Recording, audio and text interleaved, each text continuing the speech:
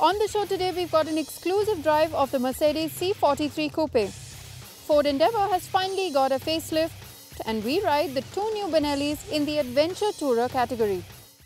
Hi, welcome to Overdrive. You're watching the show with me, Sohini Dutt. Now, when the C-Class lineup was given a facelift last year, we were the first ones who mentioned that the C43 Coupe made a lot more sense for the Indian market rather than the C43 Sedan. Looks like Mercedes-Benz has listened to us, which is why we're the first one who got a chance to drive the new C43 Coupe. Let's take a look.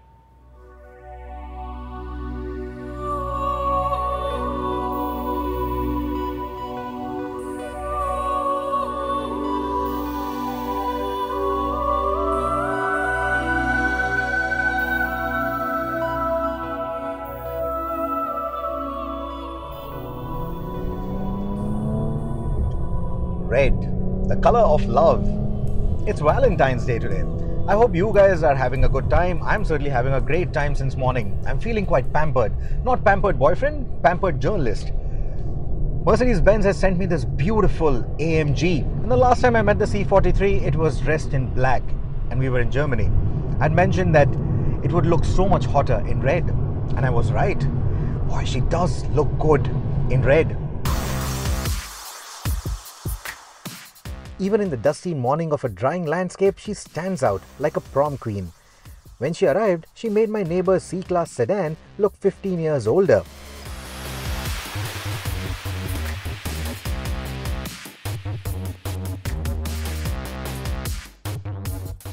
And unlike my neighbor's C-Class sedan, this one is not into sit-down dinners.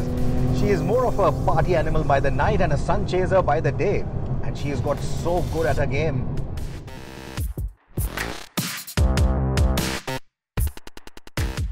When the C43 arrived on the scene a couple of years ago, she showed promise, but didn't quite cut it. Her sedan body made her look elegant, much like her mother, but many hoped she would look sensual instead, like her elder sister, the C43 AMG. She didn't sing as well either, but in her new avatar, all that has changed. Her facelift looks great, and the sleek coupe form evokes emotions on first sight. Let's face it, the sound of the drivetrain is a much bigger deal than the size of the air dams. It can make or break the deal, and who knows that better than the C43? This one fixes that. It evokes the right kind of emotions. It can sing when you want it to, scream if you want it to. And that's the point of an AMG. And this one nails it. Yes, it's nothing like the snarl of the C63, but its raspy tone is enough to make my neighbors hate and envy me at the same time. The C43's ability to sing in a higher pitch now, and melodiously at that, establishes her into the fraternity of her celebrated siblings from Alturas. She gets that validation by finally getting large AMG badges inside the cabin as well. The steering is just perfect. It's a flat-bottom steering wheel that you would expect from a car with an AMG badge, but unlike the C43 sedan from before, this one finally has the AMG lettering on it, so it does make you feel good about the investment that you've made. It's also designed quite perfectly. You're always in that 9 and 3 position, perfect for driving around twisties, perfect for driving in all sorts of conditions. It still uses a 3-litre V6 engine, the same one that AMG and Mercedes have started putting in all their mass market sports cars. But it now puts out 390 PS of power, which is good news. It takes you that much closer to the hardcore sports car territory. Now that also means that you have better power on tap, and ensuring that is a retuned 9-speed gearbox. Same gearbox as before, but it feels a little more sprightlier. The shift times have reduced, and that makes sure that whether you are out on the racetrack or driving around twisties, you always have power on tap. Nothing in here feels lethargic.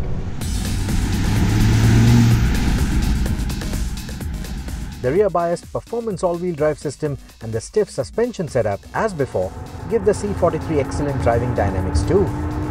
She does throw tantrums when the going gets rough, but around the mountain roads, she is focused and how. And that is how I like her.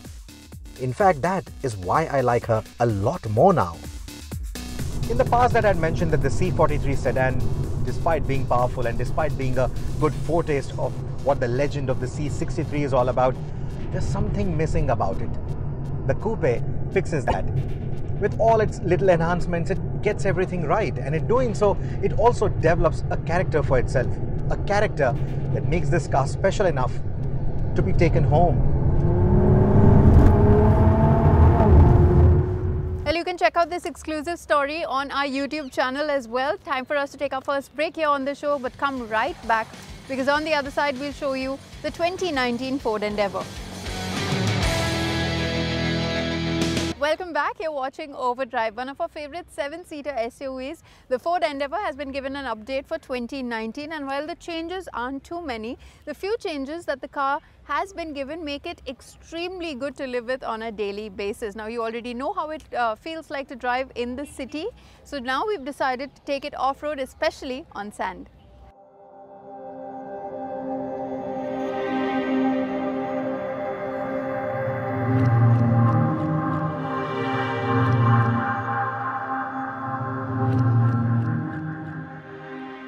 Behind me is the new for 2019 Ford Endeavour, and I know what you're thinking, it looks a lot like the Ford Endeavour that's already in the market.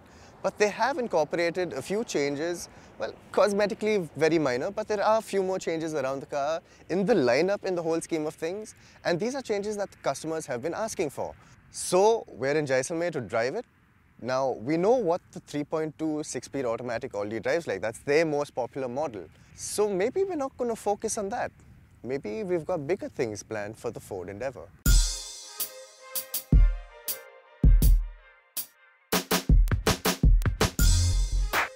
In case you were wondering just what has changed, the 2-power grille is slimmer, the front skid plate covers more of the bumper, the wheels are new, and its diffused silver paint job will remind us of the desert long after we leave Rajasthan. So the biggest change in the new Ford Endeavour is one that you can't even see.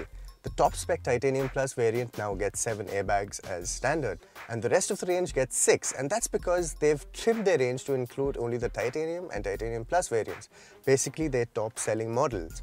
Other than that, there are small changes like true keyless entry and push button start, and these are obviously things that Ford customers have asked for. And well, your prayers have been answered, the new Endeavour gets them. There's also a redistribution of USB ports in the cabin, a new gear lever, and everything's as comfortable and as plush as you remember it being. The changes, though minor, are pretty much in line with what we thought would make the Endeavour just that much closer to perfect. And the new black and beige interiors do make the smallest difference towards keeping things fresh. Another addition that improves the livability of the Endeavour is the hands-free boot, which only takes a swipe with your foot to open. In terms of mechanicals, nothing has changed, though Ford will reintroduce the 6-speed manual for the 2.2-litre engine apart from the 6-speed automatic.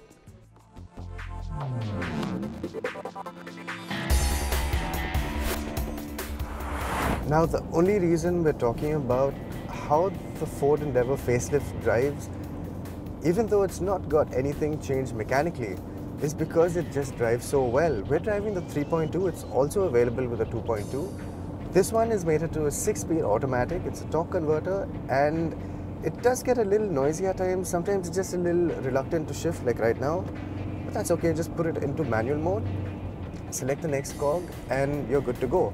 And go you will. It's got 470 Newton meters of torque and just under 200 PS of power. And that's quite something to move even this behemoth.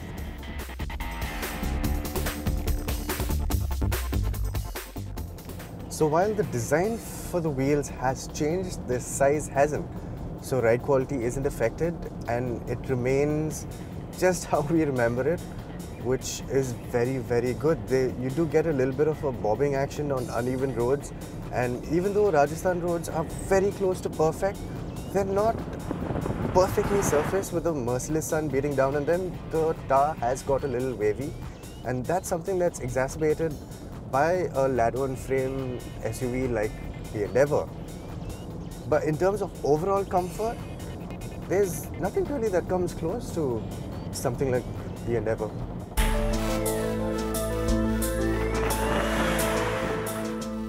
Of course, driving the Endeavour on the road wasn't the real reason we were in Jaisalmer. After all, it is home to the famous Sam sand dunes, and that's exactly where we were headed.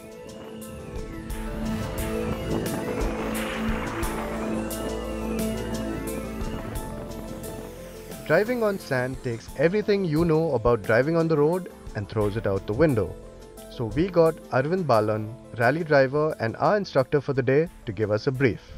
Whenever we are entering the sandy area, first we should always, deflate our tires to almost half of the recommended tire pressure. This will help us having more grip and less digging in the sand. Next important thing is that whenever you are driving in sand, momentum is very important. You should try and keep a constant roll of tire. If you are moving, then car should not be going too fast. Correct. Or car should not be braking.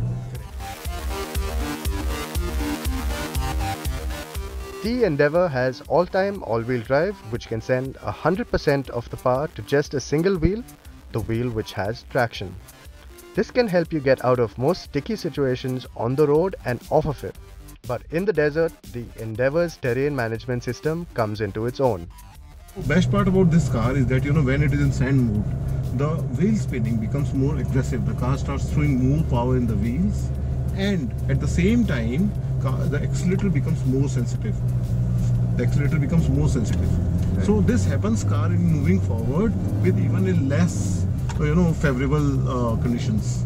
Right. Then we also, while driving in sand mode, if we close the ESC, so that helps us in keeping the car in perfect continuous running position in sand, because ESC usually breaks the car if it identifies wheel spinning. But here we need more aggressive wheel spinning. Correct. So if we make the ESC off, then it won't break. Correct. So once you put the sand mode in this, and then the 3.2 liter engine with its 470 Nm torque power. That's where the power comes through. Yeah. So it takes out the car from anywhere. The trick up the Endeavour's sleeve is its electronically actuated 4x4 low range and rear differential lock.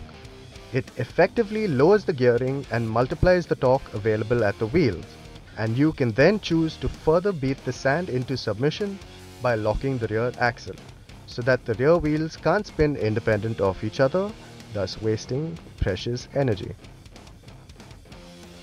And you have to basically understand the sand patch you are facing. Correct. And especially while going uphill in sand, you cannot press accelerator too much. It will immediately take the car. So I've always heard about building momentum and keeping momentum to traverse sand dunes. Yes. How important is momentum?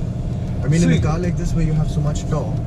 So in car like this where we have so much torque, I would say, I have also, whenever we have been driving in sand, we have always focused a lot on momentum.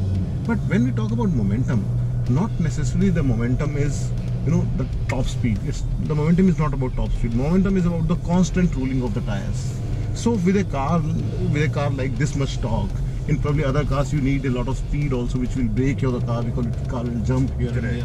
But in this car, quite destructive. Yeah, quite destructible. But in this car, momentum just means a constant roll of tire. It can be slow speed also. Since the Endeavour's got so much capability built right in, the limiting factor really was our ability to read the surface, especially when it was constantly changing with the wind. We were told that the difference between off-roading and dune bashing is that if you can't make it up an obstacle in the sand, it's only because you're stuck and there's no second chances. Well, we think the Endeavour has a little something to say about that. But before we head into our final break here on the show, let's check out what's making news in the world of auto, and also check out the servo tip of the week.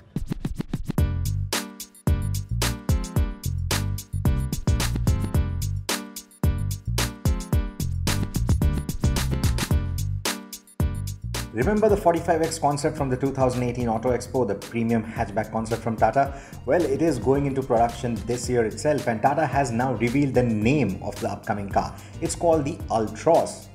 Now, Tata's fascination with birds continues. This name is inspired from the bird albatross.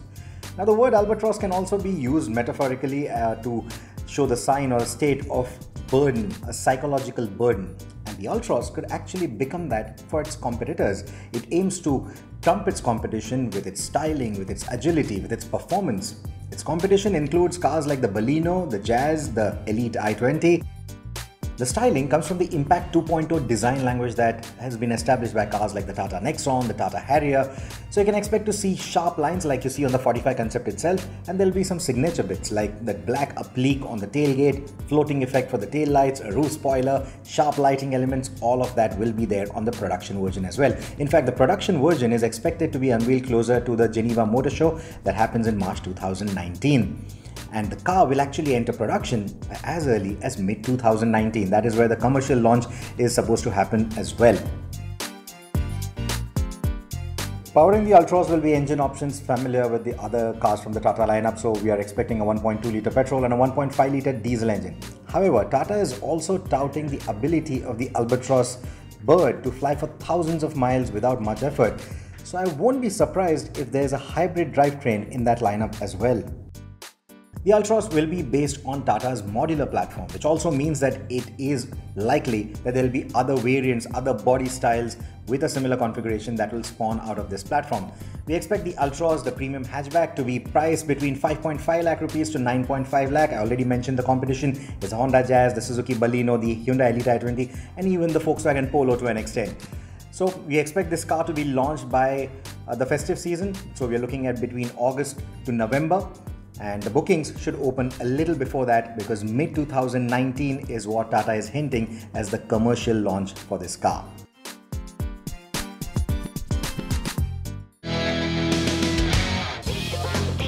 As a driver, it's super important for you to know where the blind spots are on your own vehicle as well as other drivers' vehicles. Before driving on highways, ensure you set your side mirrors out 15 degrees on either side. When changing lanes or merging, you should switch on your indicator, signaling your move to the traffic behind you. Finally, you should do a quick over-the-shoulder check before a lane change or merging maneuver. You can also install blind spot detection system in the car to avoid any further accidents. Well, I guess that's been enough of the four-wheeler action on the show. Come right back after this break. We'll get you the new Benelli motorcycles which have entered the Adventure Tourer category. Welcome back, you're watching Overdrive. Now, the middleweight adventure tourer category has been seeing a lot of attention in the Indian market, and the latest entrant here is the Benelli with not just one but two motorcycles, the TRK 502 and the TRK 502X. Now, while the former of course is road biased, the 502X promises off-road rideability. We send Rishabh Bhaskar to tell you more.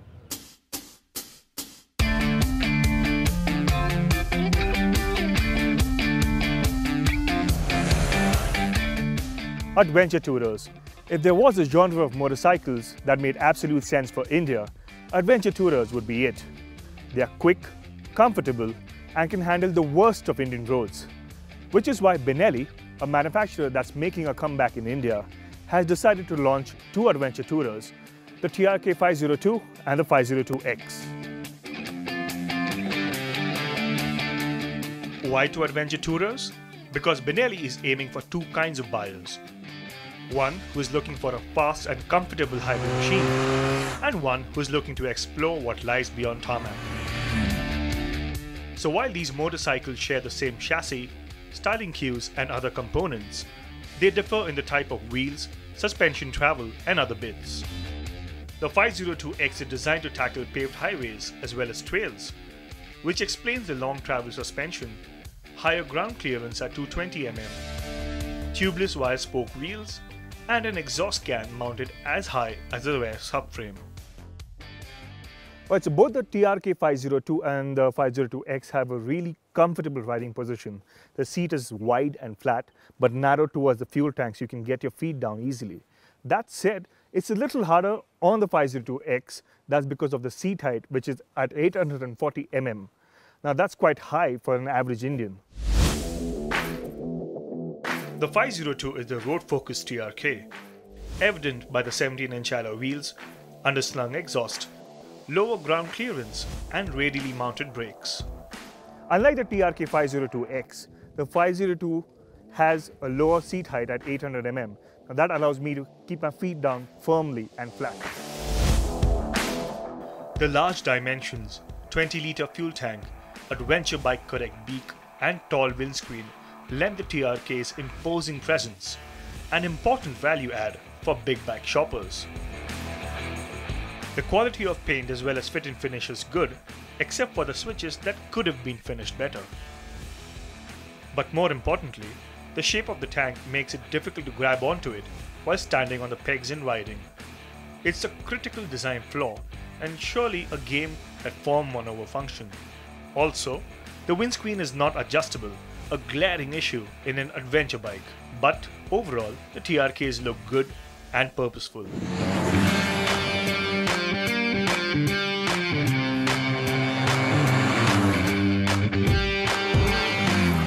Both motorcycles employ a 500cc liquid-cooled parallel to an engine that develops 47.5 PS and 46 Nm of torque.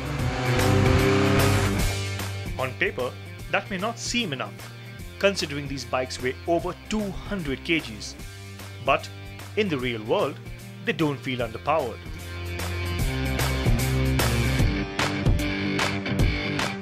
Power delivery is linear, and the bike is quick to get up to 100 to 120 kmph, which is a good highway cruising speed.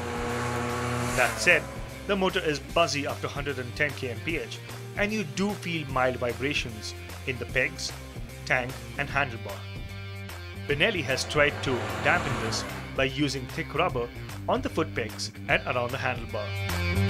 The motor has a tractable nature, and that should be pretty good for the city as well as on the highway. The TRK 502 has a rather stiff suspension setup, which means at low speeds, over potholes, the jolts are transmitted to the rider. But over the same kind of roads, if you ride at say 5 or 10 kmph faster, the ride smoothens out. The trade-off to the stiff setup is the planted and confidence-inspiring handling. And around Chikmagalur's beautiful mountain roads, the 502 impressed with the way it flowed from corner to corner. The only thing to look out for is the top-heavy feeling, especially with a full tank of fuel. But spend some time with the 502, trust the suspension and the Pirelli tires, and the bike will surprise you with its handling.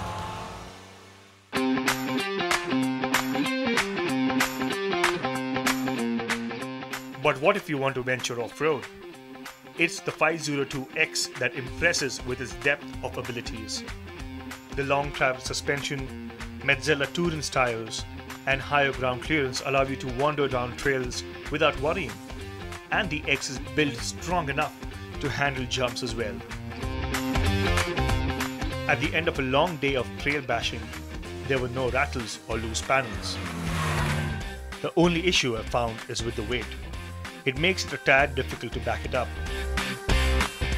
especially while executing a tight U-turn on a narrow trail. And if you were to drop it, it'll take more than a pair of hands to lift it up. Out on the highway, the supple ride is welcome, especially over a long distance. And the grip levels offered by the tires on tarmac is also pretty good. The brakes on the TRK 502 have a really strong bite, but lack progression. The 502X's axially mounted calipers also offer good stopping power.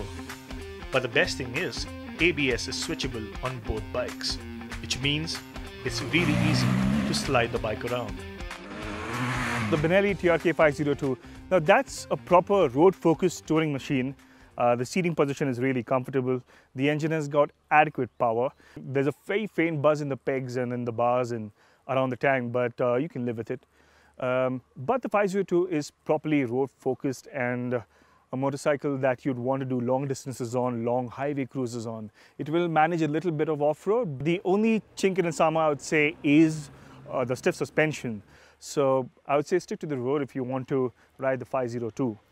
Coming to the 502X now, I think that is a motorcycle that really holds a lot of promise. First of all, the 502 is priced at 5 lakhs, and for 40,000 rupees more, you get the TRK 502X, and that's a lot more fun off-road. Of course, you have the advantage of a higher ground clearance, longer suspension travel, 19-inch front wheel, And all of that culminates together to give you a lot more confidence when you're pushing this motorcycle around trails. It's got enough power, you'd say, to step out the tail a little bit. So you can't really do a lot of power slides like on the bigger adventure tourers. So it's overall a much better package. And as you can see from the state of the bike behind me, I had a lot of fun. But considering the price, the TRKs do the job of an adventure tourer quite well. Well, with that, it's time for us to wrap up this week's episode of Overdrive. But remember, you can stay in touch with the team through Facebook, through Twitter, and you can follow our latest updates on Instagram as well. You should subscribe to our channel on YouTube. We'll see you next week. Until then, goodbye and many thanks for watching.